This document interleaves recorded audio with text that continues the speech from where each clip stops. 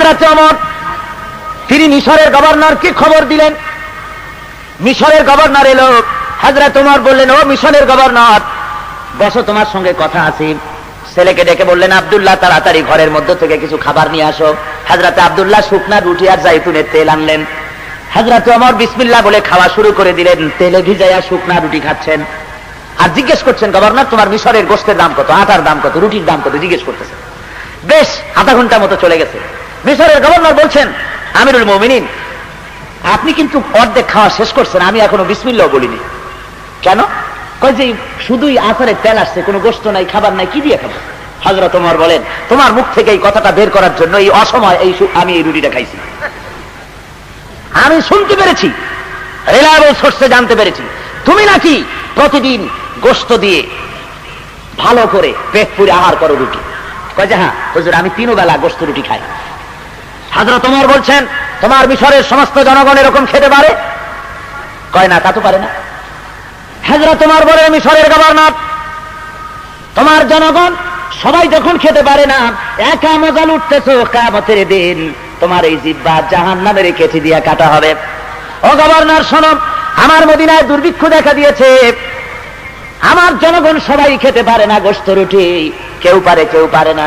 সেই জন্য আমি এই জৈতুনের তেল দিয়া আচার দিয়ে আমি রুটি খাই। আমি শপথ করেছি, যেদিন আমার মদিনার সবাই গোশত রুটি খাইতে পারবে সেদিনও আমি গোশত খাবো। সুবহানাল্লাহ। ইসলামের রাষ্ট্রপ্রধান, রাষ্ট্র প্রশাসক, শাসনকর্তা এইভাবে করে দেখাইছেন তাদের দায়িত্ব পালনের চরম পরাকাষ্ঠা। এই জন্য শ্রেণী সংগ্রাম সেখানে হয়নি। ভাইরা আমার, এইভাবে করে হযরত ওমর গভীর রাত্রে ঘুরতেছেন, ঘুরে ঘুরে দেখেন এক বাড়ির ভিতরে আলো জ্বলতেছে, কান্নার আওয়াজ আসে। হুজুর ভিতরে ঢুকলেন। হযরত ওমর যে বলেন, ওগো মহিলা, তুমি তো বড় বেশি জালেম, এত রাত হয়েছে এখনো কেন তুমি রান্না করনি? ছেলেপেলেরা কান্দে কেন? মেয়ে লোককে বলতেছেন, আমির হে পথিক, তোমারে আমি চিনি না, তুমি আমারে জালেম বলতে পারো না। 3 দিন পর্যন্ত আমি কিছু খাই নাই, আমার এই বাচ্চারা কিছু খায়নি, আজ তারা শুনতে চায় না, ঘুম আসে না, সেই জন্য হাড়ির ভিতরে পানি দিয়ে আর পাথর দিয়ে নাড়াচাড়া আমি করতেছি আর বলতেছি গোশত রান্না হতেছে, একটু পরে খাবি। ফাঁকি ঝুঁকি ওর মধ্যে গোশত নাই। হযরত ওমর বলেন, আমার যেন পা থরথর করে কেঁপে উঠল। এরা মদিনার লোক ছিল না, এরা ছিল বাইরের থেকে এসেছিল, তাবু গেড়ে এখানে রয়েছে। তারা মদিনায় বেড়াতে এসেছে, এসেই দুরবস্থায় পড়েছে। হযরত ওমর চলে গেলেন বাইতুল মালের কাছে, গিয়ে সেখানে তিনি আসলামকে ডেকে বললেন, আসলাম রে, শিগগির করে একটা বস্তা আনো, আটা ঢুকাও, তরি তরকারি ঢুকাও, বস্তার মুখ বন্ধ করো। বস্তার মুখ বন্ধ করা হলো।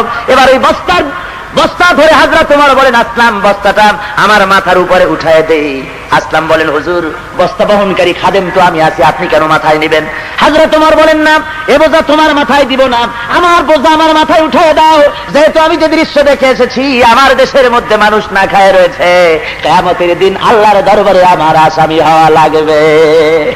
আমার বোঝা আমার মাথায় উঠায় দাও। আর তার বোঝা মাথায় দিয়া আমিরুল মুমিনিন ছুটতেছেন, দৌড়াতেছেন। বুড়ির তাবু পর্যন্ত গিয়া তার বস্তা নামাইলেন, বের করে বলেন, মা রুটি বানাও তাড়াতাড়ি করে। হযরত ওমর নিজে তরকারি করতে লাগলেন। রান্না হয়ে গেল। ছোট্ট ছোট্ট বাচ্চাগুলি আমিরুল মুমিনিন নিজের কোলের উপরে বসাইয়া রুটি ছিঁড়া তরকারি মাখাইয়া খাওয়াইতেছেন আর বলছেন, মা তুমিও খাও। মহিলা দেখতে পাচ্ছি, হযরত ওমরের চোখ থেকে পানি পড়তেছি। মেয়ে লোকটি হযরত ওমরের দিকে তাকায় বলেন, ও আগন্তুক ব্যক্তি, আমি তো তোমাকে চিনি না, তোমার কোনো পরিচয় জানি না, তবে আমার মন বলে হযরত ওমরের মতো মানুষ খলিফা না হইয়া তোমার মতো মানুষ যদি খলিফা হতো, আমাদের ভাগ্য সুপ্রসন্ন হয়ে যেত। হযরত ওমর গভীর রাত্রে নিজের পরিচয় দিলেন না, বললেন, ও মা, তুমি খলিফার দরবারে কাল যাইও, সেখানে তুমি আমারে পাবে, তোমারে বেশি কিছু দেওয়ার ব্যবস্থা হয়ে যাবে। মহিলাটি পরের দিন চলে গেল। যায় দেখেন, খলিফার দরবারে যায় দেখেন যিনি বসে আছেন তিনি তো হযরত ওমর। রাত্রিবেলায় উনি তো গিয়েছিলেন। বুড়ি এসে বলেন, আমিরুল মুমিনিন, আমি বুঝিনি, আপনার পরিচয় পাই নাই। রাত্রির বেলায় বস্তা মাথায় নিয়া তরকারি কুটি যে কষ্ট আপনি করেছেন, আমারে আল্লাহর রাস্তে মাফ করে দেন। হযরত ওমর বিনীত ভাবে বলে, ওগো মা, তুমি আমার কাছে উল্টা মাফ চাইও না, আমি খাত্তাবের পুত্র ওমর তোমার কাছে মাফ চাই, আল্লাহর রাস্তে আমারে মাফ করে দিও। বিগত 3 দিন তোমার তাবুতে গিয়া খোঁজ দিয়ে তোমার খানা যে আমি দিয়ে আসতে পারি নাই, এই জন্য তুমি কিয়ামতের দিন আল্লাহর দরবারে আমারে আসামি বানাইও না।